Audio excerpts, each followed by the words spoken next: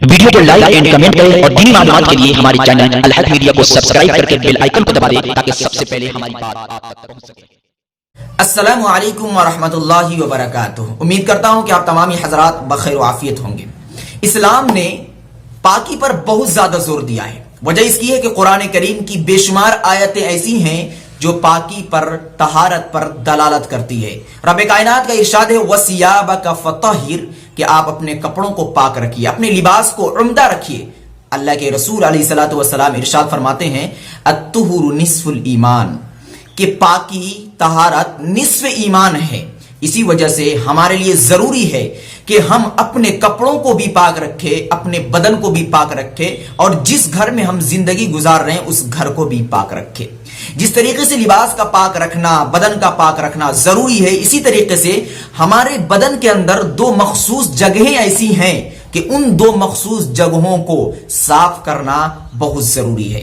उन दो मखसूस जगहों पर निकले हुए बालों को खत्म करना और उन बालों से उस जगह को पाक करना बहुत जरूरी है। पहली जगह बगल का बाल है, यानी बगल के बाल का साफ करना हमारे लिए बहुत जरूरी है।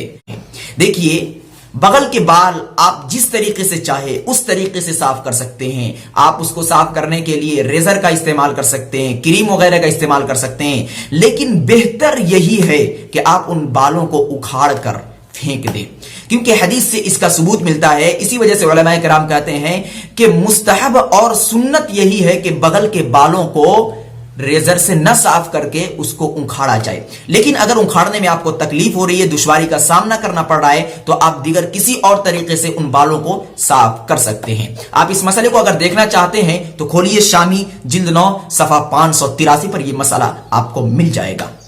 और बदन की दूसरी जगह कि जिसकी सफाई करना हमारे लिए बहुत जरूरी है, वह ज़ेरे नाफ के बाल है, यानी नाफ के नीचे जो बाल निकलते हैं उन बालों का साफ करना हमारे लिए बहुत जरूरी है।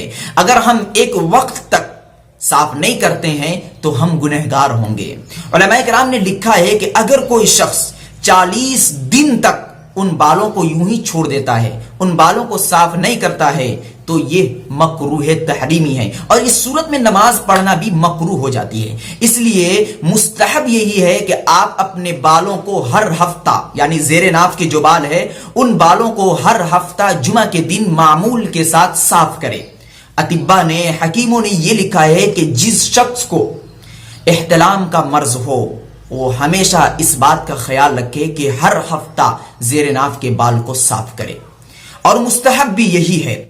अब रहा मसला ये कि इन बालों की हुदूद क्या है, यानी कितनी मिकदार में इन बालों की सफाई करनी है। बगल के बाल तो जाहिर व बाहिर है, इसमें कोई कलाम नहीं।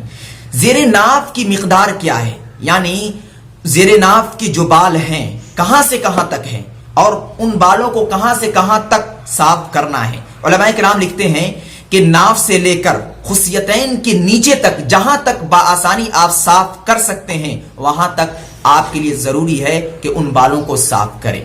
और ज़ेरे नाफ के बालों को आप किसी भी तरीके से, किसी भी आलात से साफ कर सकते हैं। क्रीम के इस्तेमाल से भी साफ कर सकते हैं, रेजर वगैरह से भी उसको साफ कर सकते हैं। मकसूद यहां पर सफाई है। खुलासे कलाम यह है कि बगल और ज़ेरे नाफ के बालों को हर हफ्ता साफ करना यह मुस्तहब अमल है, और मुद्दते कसीरा 40 दिन है, यानी 40 दिन से पहले पहले इन बालों की सफाई करना बहुत जरूरी है। अगर कोई शख्स 40 दिन से पहले पहले इनकी सफाई नहीं करता है और 40 दिन गुजर जाते हैं तो ऐसा करना मकरूह तहरीमी है, और इन हालात में नमाज पढ़ना भी मकरूह है। इसलिए इस बात का खास ख्याल रखा जाए।